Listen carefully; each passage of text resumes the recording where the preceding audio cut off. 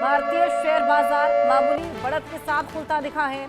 Bombay stock exchange का सूचकांक Sensex आज 84 अंक की बढ़त लेकर 77,690 पर खुला। वहीं बात करें शुरुआती कारोबार की तो यहां सपाट ट्रेंड करता दिखा। सेंसेक्स के 30 शेयरों में से 15 शेयर हरे निशान पर और 15 शेयर लाल निशान पर थे। और वहीं नेशनल स्टॉक एक्सचेंज का निफ्टी शुरुआती कारोबार 7.75 अंक की मामूली गिरावट के साथ 23,584 पर ट्रेंड करता नजर आया। 2,206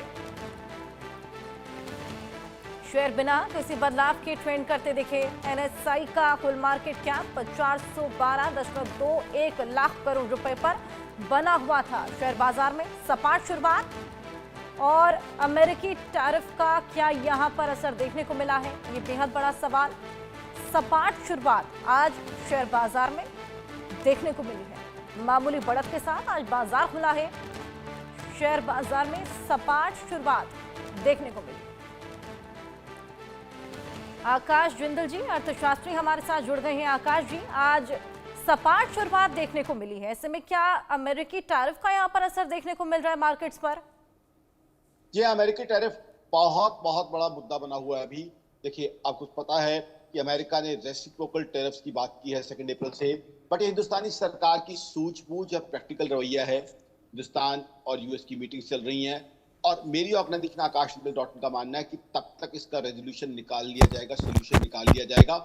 और फर्दर मेरा मानना है कि अमेरिका ने, यूएस ने जो कुछ चाइना के साथ किया है, कनाडा के साथ किया है, मैक्सिको के साथ किया है, वो हिंदुस्तान के साथ नहीं करेगा। हालांकि अमेरिका को यह भी रियलाइजेशन आ रही है कि जो टैरिफ्स वो लगाते जा रहे हैं अब उनके यहाँ इंपोर्ट्स के ऊपर, वो उन्हीं की इकोनॉमी को नुकसान पहुंचा रहे हैं, क्योंकि अमेरिका में इन्फ्लेशन बढ़ रहा है, अमेरिका में स्लो डाउन इंटेंसिफाई हो रहा है।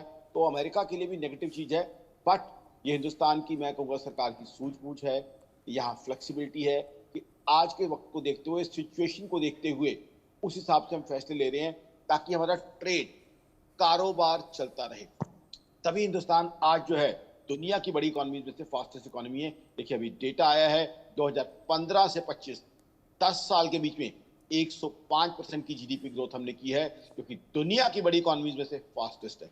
अमेरिका, चाइना, जर्मनी, जापान, जो चारों इकोनॉमीज हमसे बड़ी हैं, उनमें से कोई भी इतनी फास्ट जीडीपी ग्रोथ एग्जिबिट नहीं कर पाया। ना सिर्फ इतना, 2023-24, जी हाँ, 2023-24 पिछले साल की बात कर रहा हूं, क्योंकि डेटा रिवाइज हुआ है।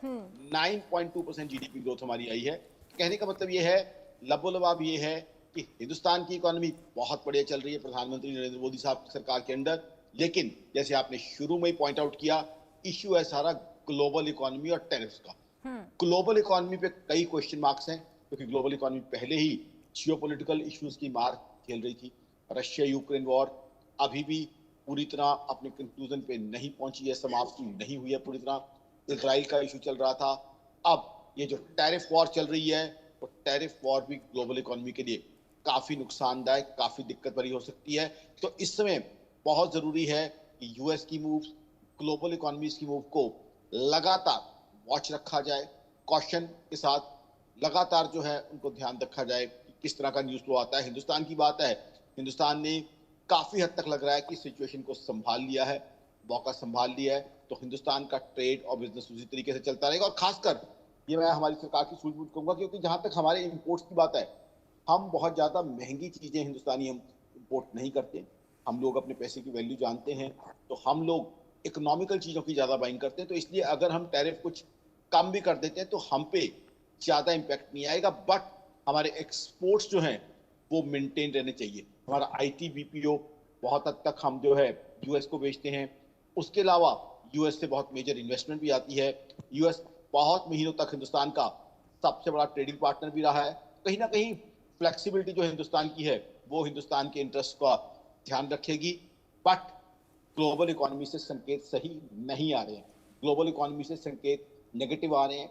देखिए, यूएस को कई चीजें सोचने वाली हैं, समझने वाली है, क्योंकि यूएस चाहे दुनिया की सबसे बड़ी इकोनॉमी है, चाहे सबसे पावरफुल इकोनॉमी है, बट ये सबसे powerful economy Russia Ukraine war start होने के बाद 2 क्वार्टर्स तक इन्होंने लगातार नेगेटिव जीडीपी ग्रोथ दी है। ना सिर्फ इतना, 2023 में यूएस को डेट सीलिंग सस्पेंड करनी पड़ी। यूएस में एक कंसेप्ट है कर्जा लेने का, कितना कर्जा वहां के साथ लिया जा सकता है।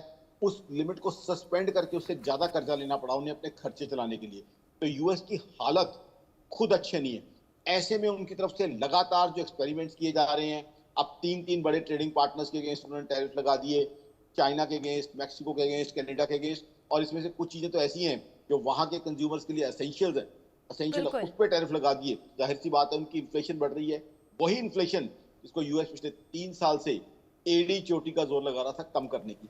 अब रेसिप्रोकल टैरिफ्स की बात हो रही है। बिल्कुल मुझे नहीं आकाश लगता जी, कि और